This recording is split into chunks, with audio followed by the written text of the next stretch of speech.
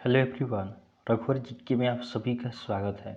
आज हम लोग सीटेट एग्जाम 2016 में पेपर 1 में पूछे गए सीडीपी के सभी क्वेश्चंस का डिस्कशन करेंगे, जो आपके एग्जाम के दृष्टिकोण से काफ़ी इंपॉर्टेंट सेशन रहने वाला है। तो आप वीडियो को अंत तक देखें और वीडियो पसंद आए तो चैनल को सब्सक्राइब जरूर करें, ताकि आगे आने वाले क्लास का नोटिफिकेशन आपको मिलता रहे।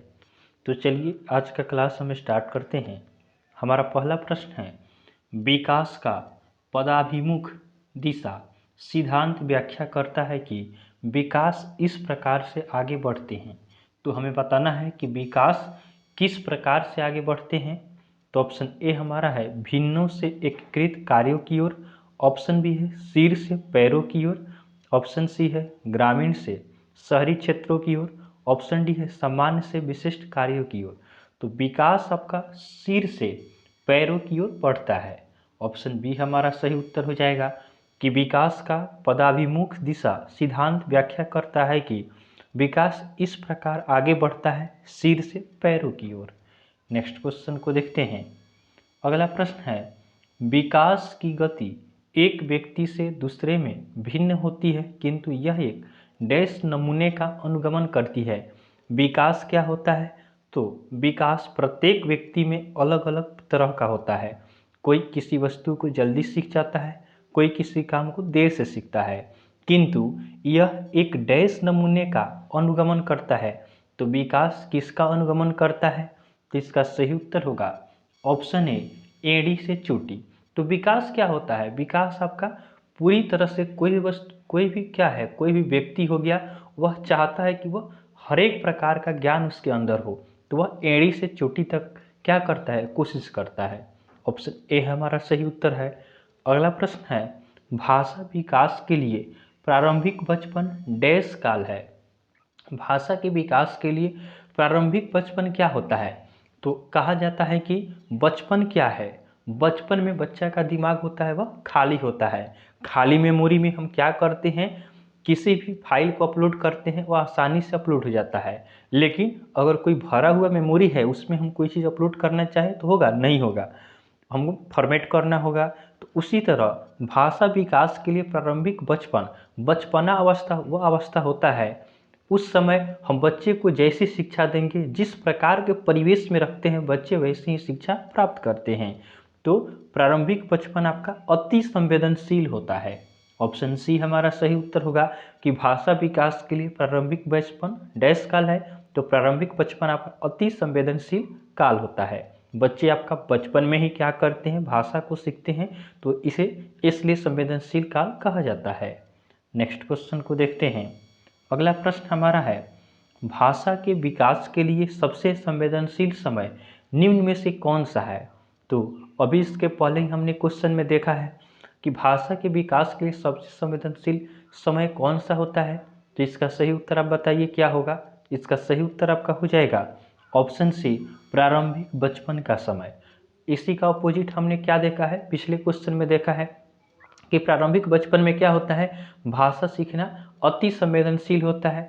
वहीं प्रश्न इसमें भी दिया हुआ है कि भाषा के विकास के लिए सबसे संवेदनशील समय निम्नलिखित में से कौन सा है? तो प्रारंभिक बचपन का समय होता है। नेक्स्ट क्वेश्चन को देखते हैं। अगला प्रश्न है, प्राथमिक विद्यालय के बच्चे उस वातावरण में सबसे प्रभावी ढंग से सीखते हैं।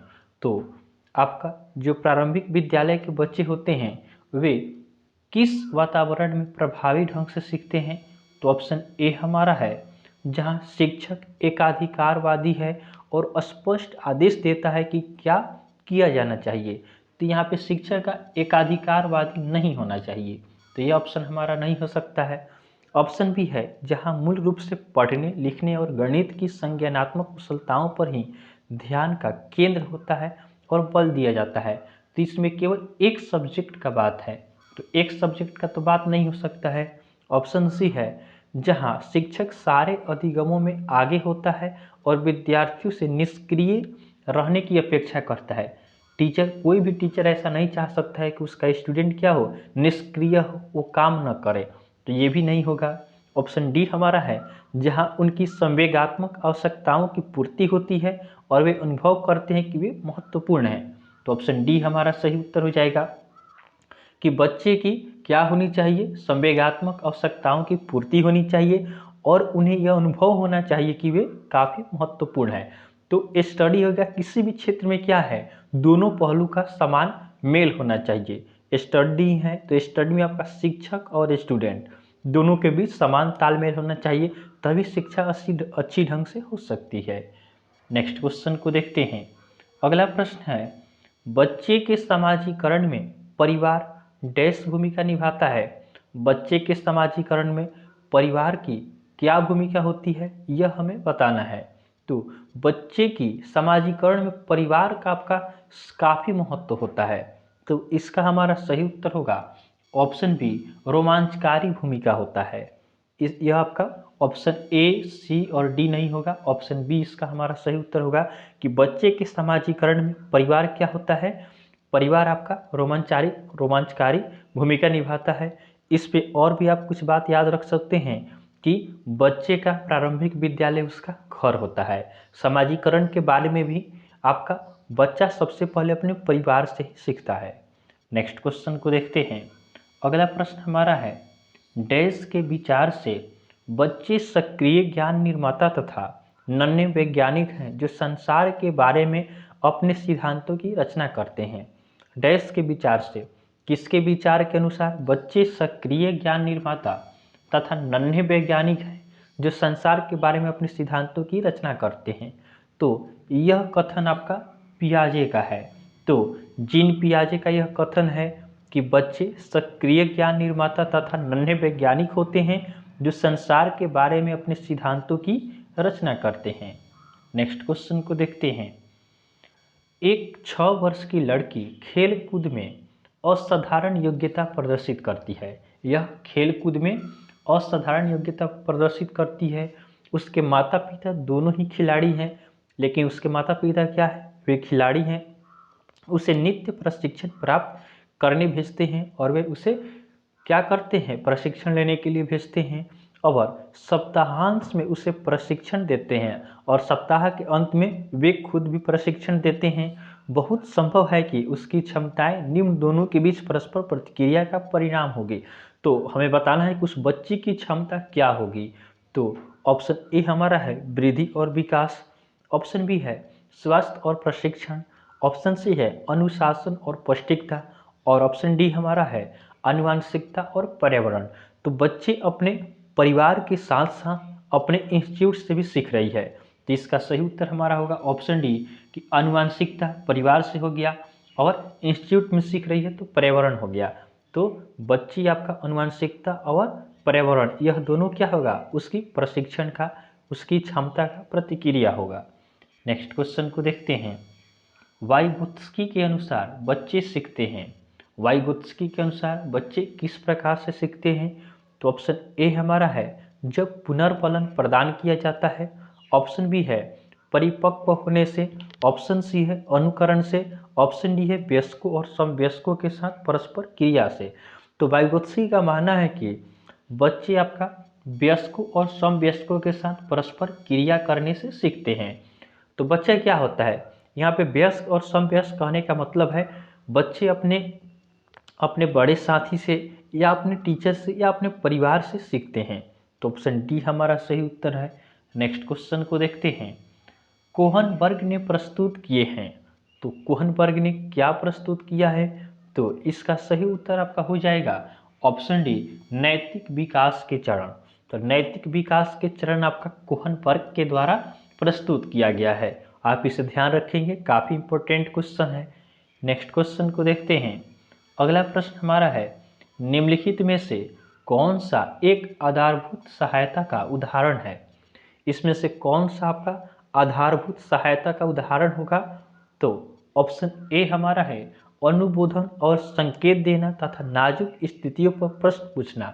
तो आधारभूत सहायता क्या होता है, तो आधारभूत सहायता होगा किसी भी प्रॉब्लम में किसी का मदद करना। यह आधारभूत सहायता होता है कि उसके बेसिक क्या करना, बेस को कंप्लीट करना, बेस मजबूत करना। तो आधारभूत सहायता आपका हो जाएगा अनुबोधन और संकेत देना तथा नाजुक स्थितियों पर प्रश्न पूछना। तो ऑप्शन ए हमारा सही उत्तर होगा। नेक्स्ट क्वेश्चन को देखते हैं। अगला प्रश्न है जीन पियाजे के अनुसार अधिगम के लिए निम्नलिखित में से क्या आवश्यक है? जीन पियाजे के अनुसार अधिगम के लिए इनमें से कौन सा जरूरी होता है? तो ऑप्शन ए हमारा है वयस्कों के व्यवहार का अवलोकन। उसके बाद ऑप्शन बी हमारा है ईश्वरीय न्याय पर विश्वास। ऑप्शन सी है शिक्षकों और माता पिता द्वारा पुनर्बलन। और ऑप्शन डी है शिक्षार्थी के द्वारा पर्यावरण की सक्रिय खोजबीन। तो जीन पियाजे का मानना है कि अधिगम के लिए क्या आवश्यक होता है? तो अधिगम के लिए आपका शिक्षार्थी के द्वारा पर्यावरण की सक्रिय खोजबीन यह आवश्यक होता है। तो ऑप्शन डी हमारा सही उत्तर है। नेक्स्ट क्वेश्चन को देखते हैं। बुद्धि है, तो बुद्धि क्या है यह हमें बताना है। तो ऑप्शन ए हमारा है सामर्थ्यों का एक समुच्चय। ऑप्शन बी है एक अकेला और जातीय विचार। ऑप्शन सी है दूसरों के अनुकरण करने की योग्यता। और ऑप्शन डी है कोई नहीं। तो बुद्धि क्या होता है? यह दूसरे के अनुकरण करने की योग्यता होता है। तो ऑप्शन सी हमारा सही उत्तर होगा। नेक्स्ट क्वेश्चन को देखते हैं। अगला प्रश्न हमारा है निम्नलिखित में से कौन सी स्थिति बाल केंद्रित कक्षा कक्ष को प्रदर्शित करती है? हमें बताना है कि इनमें से कौन सी वह स्थिति है जो बाल केंद्रित कक्षा कक्ष को प्रदर्शित करती है। तो ध्यान देंगे, ऑप्शन ए हमारा है एक कक्षा जिसमें शिक्षिका नोट लिखा देती है और शिक्षार्थियों से उन्हें याद करने को कहा जाता है। तो यह पूरा सही नहीं है कि बाल केंद्रित कक्षा कक्ष को प्रदर्शित यह करेगा नहीं। टीचर को ऐसा भी नहीं करना चाहिए कि वे केवल बच्चे को क्या किए, बोर्ड पे क्वेश्चन को छपवा दिए और बोले कि उसको याद करना है। तो ये आपका कंप्लीट सही नहीं हो सकता है। ऑप्शन बी हमारा है कि एक कक्षा जिसमें पाठ्य पुस्तक एकमात्र संसाधन होता है जिसका संदर्भ शिक्षिका होती है। तो एक कक्षा जिसमें पाठ्य पुस्तक एकमात्र संसाधन होता है, केवल एक कक्षा में पाठ्य पुस्तक ही संसाधन नहीं होना चाहिए। तो ऑप्शन बी हमारा सही नहीं होगा। उसके बाद ऑप्शन सी हमारा है कि एक कक्षा जिसमें शिक्षार्थी समूहों में बैठे हुए हों और शिक्षिका बारी बारी से प्रत्येक समूह में जा रही हो। तो यह हमारा सबसे सटीक उत्तर हो जाएगा कि बाल केंद्रित कक्षा कक्ष को प्रदर्शित कौन करेगा। तो बाल केंद्रित कक्षा कक्ष में क्या होना चाहिए? शिक्षार्थियों का अर्थात बच्चों का समूह में होना चाहिए। उसके बाद शिक्षिका उन्हें बारी बारी क्या करे, सब समूह में जाए, सभी का प्रॉब्लम पूछे। तो ये आपका सबसे सही होगा। नेक्स्ट क्वेश्चन को देखते हैं। अगला प्रश्न है किसी प्रगतिशील कक्षा की व्यवस्था में शिक्षक एक ऐसे वातावरण को उपलब्ध कराकर अधिगम को सुगम बनाता है जो। तो किसी प्रगतिशील कक्षा की व्यवस्था में शिक्षक एक ऐसे वातावरण को उपलब्ध कराकर अधिगम को सुगम बनाता है जो क्या होगा? तो ध्यान देंगे, ऑप्शन ए इसमें हमारा है नियामक है। ऑप्शन बी है समावेशन को हतोत्साहित करता है। ऑप्शन सी है आवृत्ति को बढ़ावा देता है। और ऑप्शन डी है खोज को प्रोत्साहन करता है। तो किसी प्रगतिशील कक्षा की व्यवस्था में शिक्षक एक ऐसे वातावरण को उपलब्ध कराकर अधिगम को सुगम बनाता है जो आपका खोज को क्या करे, प्रोत्साहित करे। तो ऑप्शन डी हमारा सही उत्तर है। नेक्स्ट क्वेश्चन को देखते हैं। अगला प्रश्न हमारा है अपने चिंतन में अवधारणात्मक परिवर्तन लाने हेतु शिक्षार्थियों को सक्षम बनाने के लिए शिक्षक को क्या करना चाहिए? तो ऑप्शन ए हमारा है उन बच्चों को पुरस्कार देना चाहिए जिन्होंने अपने चिंतन में परिवर्तन किया है। उसके बाद ऑप्शन बी हमारा है बच्चों को स्वयं चिंतन करने के लिए हतोत्साहित करना चाहिए। हतोत्साहित तो यहाँ पे हो ही नहीं सकता है। ऑप्शन सी हमारा है व्याख्यान के रूप में व्याख्या प्रस्तुत करनी चाहिए। और ऑप्शन डी है कि स्पष्ट और आश्वस्त करने वाली व्याख्या देनी चाहिए तथा शिक्षार्थियों के साथ चर्चा करनी चाहिए। तो आप खुद समझ जा रहे होंगे कि क्या होगा। यह हमारा सही उत्तर होगा कि टीचर को क्या करना चाहिए, स्पष्ट और आश्वस्त करने वाली व्याख्या देनी चाहिए। शिक्षक को ऐसे पढ़ाना चाहिए कि बच्चे क्या हो, उनके स्टडी से क्या हो, संतुष्ट हो। तो ऐसी व्याख्या टीचर को करनी चाहिए तथा शिक्षार्थियों के साथ चर्चा करना चाहिए, डिस्कशन करना चाहिए। ऑप्शन डी हमारा सही उत्तर है। नेक्स्ट क्वेश्चन को देखते हैं। अगला प्रश्न है एक सह शिक्षा कक्षा में लड़कियों से शिक्षक यह कहता है लड़के बनो और लड़कियों जैसा व्यवहार मत करो, यह टिप्पणी किस पे है? एक सह शिक्षा में आपका लड़कों से शिक्षक यह कहता है लड़के बनो और लड़कियों जैसा व्यवहार मत करो। तो लड़कों से ही शिक्षक कहता है कि लड़के बनो, लड़कियों जैसा व्यवहार मत करो। यह टिप्पणी किस पे है? तो ऑप्शन ए हमारा है जातीय भेदभाव का परिचायक है, तो इससे जाति का भेदभाव नहीं होता है। ऑप्शन बी है लड़के लड़कियों के साथ व्यवहार का एक अच्छा उदाहरण है, तो ये भी बात सही नहीं है। ऑप्शन सी है लड़के लड़कियों में भेदभाव की रूढ़िबद्ध धारणा प्रकट करता है।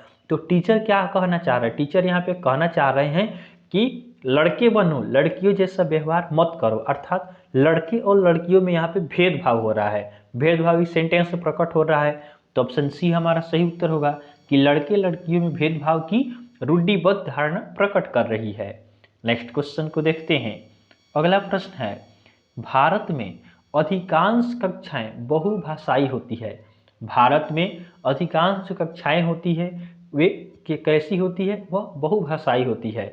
इसे शिक्षक द्वारा डैश के रूप में देखा जाना चाहिए। तो टीचर इसे किस रूप में देख सकते हैं? तो ऑप्शन ए हमारा है परेशानी। तो परेशानी तो बहुभाषा हो ही नहीं सकती है। ऑप्शन बी है समस्या, तो टीचर को समस्या भी नहीं समझना चाहिए। टीचर कैसे क्या होते हैं? टीचर तो समस्या के समाधान करने वाले होते हैं। जब वही किसी चीज़ को समस्या समझेंगे तो बच्चे क्या सीखेंगे? उसके बाद ऑप्शन सी है संसाधन और ऑप्शन डी है बाधा, तो बाधा भी नहीं हो सकता है। तो अधिकांश कक्षाएं भारत में बहुभाषाई होती है, इसे शिक्षक द्वारा डैश के रूप में देखना चाहिए। इसे शिक्षक को आपका संसाधन के रूप में देखना चाहिए। बहुभाषाई होने से बहुत सारे फायदे हैं, जैसे कोई हिंदी मीडियम स्कूल है उसमें कुछ बच्चे आपका इंग्लिश भी बोलते हैं, तो इंग्लिश मीडियम वाले क्या करेंगे? हिंदी को सीख सकते हैं और हिंदी मीडियम वाले इंग्लिश को सीख सकते हैं। तो बहुभाषाई होने के बहुत सारे फायदे भी होते हैं। ऑप्शन उसके बाद हमारा अगला प्रश्न है कि लिंग है, लिंग क्या होता है? तो ऑप्शन ए हमारा है शारीरिक संरचना, ऑप्शन बी है सहज गुण, ऑप्शन सी है सामाजिक संरचना और ऑप्शन डी है जैविक सत्ता। तो लिंग क्या होता है? यह आपका सामाजिक संरचना है, दूसरा कुछ नहीं होता है। ऑप्शन सी हमारा सही उत्तर है। नेक्स्ट क्वेश्चन को देखते हैं। आज का हमारा लास्ट क्वेश्चन है कि अपनी कक्षा की व्यक्तिगत भिन्नताओं से निपटने के लिए शिक्षक को चाहिए कि, तो अपनी कक्षा के व्यक्तिगत भिन्नताओं से निपटने के लिए शिक्षक को क्या करना चाहिए? तो ऑप्शन ए हमारा है बच्चों को उनके अंकों के आधार पर अलग कर उनको नामित करे। तो यह तो हो ही नहीं सकता है कि बच्चों को उनके अंक के आधार पर अलग किया जाए। ऑप्शन बी है बच्चों से बातचीत करें और उनके दृष्टिकोण को महत्व दे। तो यह सही होगा कि टीचर क्या कर सकता है? बच्चों से बातचीत कर सकता है और उनके दृष्टिकोण को महत्व दे। बच्चे के बातों को भी ध्यान से टीचर को सुनना चाहिए और उनके बातों को महत्व करना चाहिए। तो अपनी कक्षा की व्यक्तिगत भिन्नताओं से निपटने के लिए शिक्षक को बच्चों से बात करनी चाहिए और उनकी बातों पर दृष्टिकोण रखना चाहिए, ध्यान देना चाहिए। तो इस तरह हमने आपका 2016 के सीडीपी के क्वेश्चंस को देखा है। इनमें से कुछ क्वेश्चंस बाकी लग गए हैं जिनका डिस्कशन हम नेक्स्ट वीडियो में करेंगे। तो आपको वीडियो पसंद आया हो तो वीडियो को लाइक करें, चैनल को सब्सक्राइब करें तथा अपने फ्रेंड के साथ जरूर शेयर करें। तो चलिए आज के लिए हम इतना ही रखते हैं, फिर नेक्स्ट वीडियो में आपसे मिलेंगे। तब तक के लिए धन्यवाद।